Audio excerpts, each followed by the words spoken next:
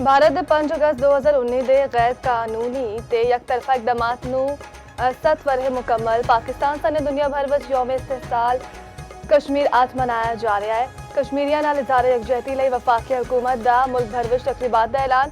ਇਸਲਾਮਾਬਾਦ ਵਿੱਚ ਵਾਕ ਹੋਵੇਗੀ। ਕਸ਼ਮੀਰੀਆਂ ਨਾਲ ਇਜ਼ਹਾਰ ਯਕਜਹਿਤੀ ਲਈ 1 ਮਿੰਟ ਦੀ ਖਾਮੋਸ਼ੀ ਇਖਤਿਆਰ ਕੀਤੀ ਜਾਵੇਗੀ। ਪਾਕਿस्तान कश्मीरिया की इखलाकी सियासी ते सिफारती हमायत जारी रखेगा। सदर मुमलिकत आसिफ अली जरदारी का यौम इस्तिकलाल कश्मीर उत्ते पैगाम आखिया हर बैन अवी फोरम अपनी आवाज़ चुकता रहेगा। वज़ीर आज़म शहबाज शरीफ ने पैगाम में आखिया भारतीय इकदाम बैन अवी कवानीन की खुली खिलाफ वर्जी ने गैर कानूनी इकदाम जम्मू ते कश्मीर की कानूनी हैसियत नहीं बदल सके।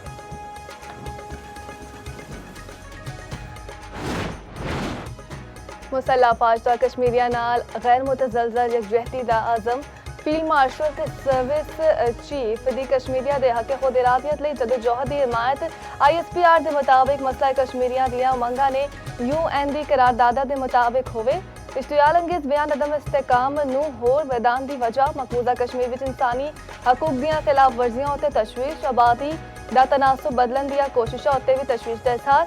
कश्मीरिया दी आज़ादी दी जदोजहद विच शाना बशाना।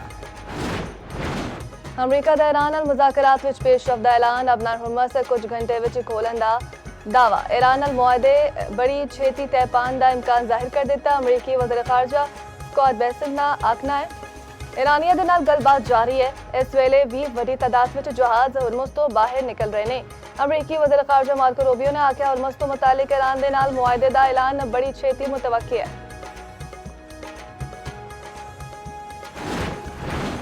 ईरान इलाकाई निगरानी विच अबनार हुर्मुस खोलन उत्ते आमादा। अरब मीडिया का दावा। रिपोर्ट के मुताबिक ईरान ने अबनार हुर्मुस तो मुतालिक पाकिस्तान नूं मुस्बत इशारे दे दिते। कतर ते ओमान की सालिसी विच अमरीका ते ईरान के राबते जारी ने।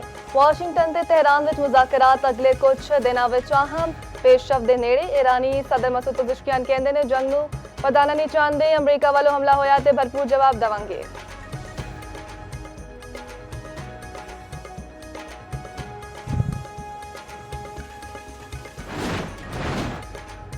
वज़ीर आज़म दा कल सऊदी अरब दा दौरा मुतवक्के। ज़राए दे मुताबिक सऊदी वली अहद मोहम्मद बिन सलमान नाल मुलाकात होवेगी।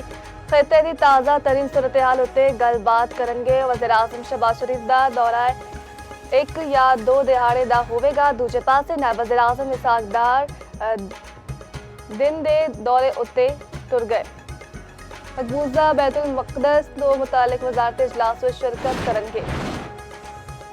पेट्रोल ₹3.39, डीजल ₹4.07 फी लीटर सस्ता। पेट्रोल की नवी कीमत ₹328.56 फी लीटर मुकर। डीजल ₹385.86 फी लीटर का हो गया। नविया कीमत का तलाक अज के दिहाड़े लिए होगा।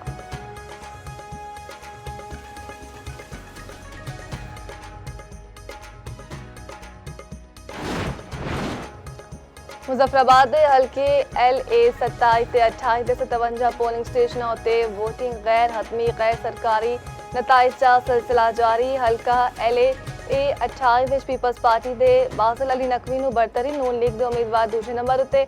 LA 27 विच IPP के सरदार तबारक अली अगे।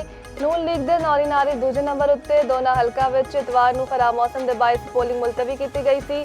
तीजे मरहले पूंछ डिवीजन विच पोलिंग 10 अगस्त नूं होवेगी। पीपल्स पार्टी का मुजफ्फराबाद के हल्का LA 27 विच धांधली का इल्जाम। सोशल मीडिया उत्ते मुबैना वीडियो भी जारी कर दी। पीपल्स पार्टी के सैनेटर पलवशा खान का इलैक्शन कमीशन को नोटिस लेने का मुतालबा। मुस्लिम लीग नून ने धांधली का इल्जाम रद्द कर दिता। पीपल्स पार्टी की वीडियोस नूं जाली करार दे दिता। वज़ीर आज़म के मुशीर राणा सना ने आख्या पीपल्स पार्टी के कोल सबूत ने ते इलैक्शन कमीशन नूं जमा कराए। मुस्लिम लीग नून आज़ाद कश्मीर विच इंतहादी नहीं ते अपनी हुकूमत बनावेगी।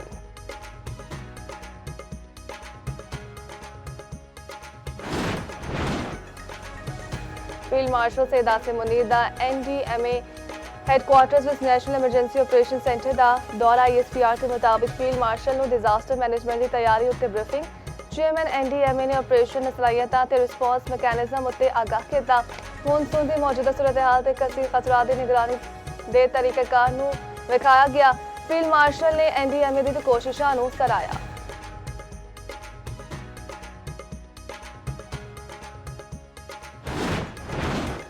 ਤੇ ਵੈਸਟਇੰਡੀਜ਼ ਦੇ ਖਿਲਾਫ ਦੂਜਾ ਟੈਸਟ ਤੀਜਾ ਦਿਨ ਪਾਕਿਸਤਾਨੀ ਸਪਿਨਰਸ ਦੇ ਨਾਂ ਸਾजिद खान ਦੇ 4 शिकार अली उस्मान ने 2 खिडारियों को आउट किया। वैस्टइंडीज़ ने 6 विकेटां के नुकसान उत्ते 103 स्कोर बना लिए।